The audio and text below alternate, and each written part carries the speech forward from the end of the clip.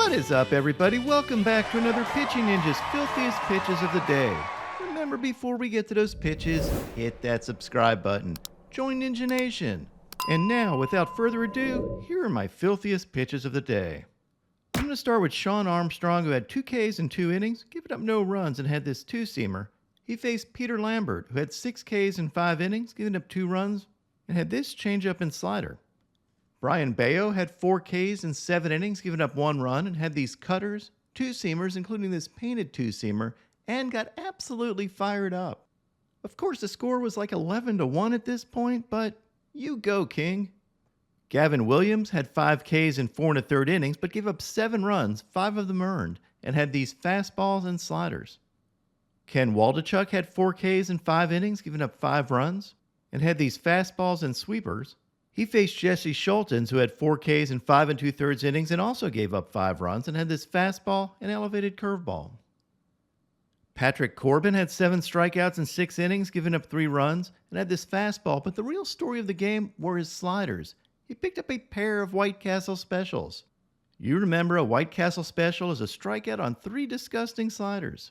And he got this one with a pair of swords. That kind of looked like prime Patrick Corbin.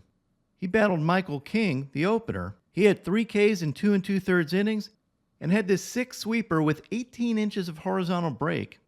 And then this sweeper and 2-seamer combo, where he throws the sweeper just off the plate, doesn't get the chase, and follows it up with a 2-seamer that runs back almost to the zone and is called a strike. And you can see in this overlay why that combination is so tough and why you might take that 2-seamer too. Of course, you also might want to take it because it's not in the zone. That's why I have trust issues with umpires. Andrew Heaney had 5 strikeouts in 4 1/3 innings, giving up 3 runs, and had these fastballs and sliders for a sword. He faced Pablo Lopez, who had 4 strikeouts in 5 innings, but gave up 5 runs on 10 hits. Lopez had this 96-mile-an-hour fastball, as well as this wicked sweeper that broke 18 inches horizontally. Justin Steele had 6 strikeouts in 6 innings, giving up 2 earned runs, and had these sliders. And right now, he is second in the major leagues in ERA at 2.8. Kyle Gibson had 8 strikeouts in 8 innings, giving up 3 runs, and had these fastballs, curveballs, changeups, and sweepers, including this barrel-locking sweeper. A solid outing by Kyle Gibson, and he got fired up with his 8th K. He outdueled Jose Barrios, who had 4 strikeouts in 6 innings, giving up 5 runs, and had these fastballs and painted changeup. In the best pitching matchup of the day, Brandon Bird Dog Williamson had 6 strikeouts in 6 innings, giving up no runs. The Bird Dog got Ks on his fastballs, cutters, and also his changeup, and had this painted changeup. And I love the way he competes. You can say the Bird Dog's got a little dog in him. And he dueled against Merrill Kelly, who was yesterday's filthiest starting pitcher of the day, with 12 strikeouts in 7 innings, giving up only 1 hit and no runs. It was about as good as Merrill Kelly can be, with pinpoint command of his fastballs, sliders, changeups, and curveballs. And when he's got that command, he is very tough to hit. Here's an overlay of his fastball and changeup, and you can see why he can keep hitters off balance with that changeup. It starts out looking like a middle strike and then dives out of the zone. And then here's a 3-pitch overlay of Merrill Kelly's slider, fastball, and cutter.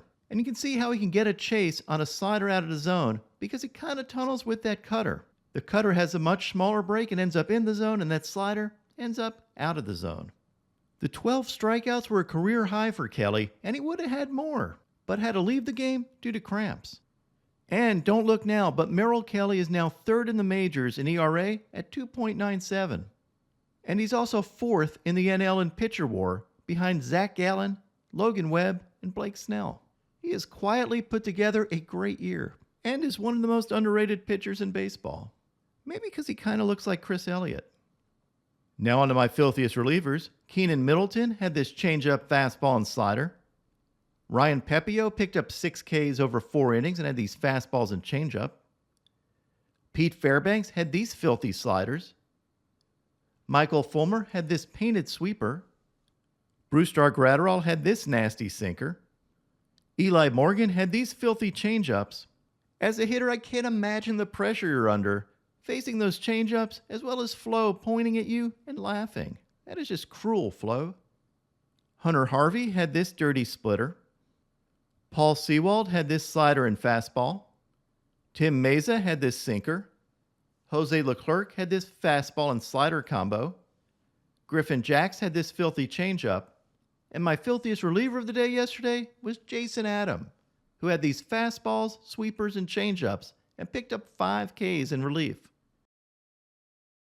And now, my pitching ninja moment of zen. It's Randy Arozarena catching this foul ball and then acts like he just met his best friends at the pub. Randy is a true man of the people.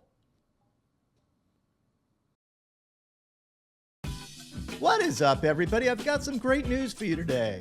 It's a 30% Pitching Ninja Profit Boost token day at FanDuel. You can use this 30% profit boost for any MLB parlay of 3 legs or more. I'm going to use mine on my picks of the day, which are Sonny Gray for 6Ks or more, Framber Valdez for 6Ks or more, and then Spencer Strider for 9Ks or more.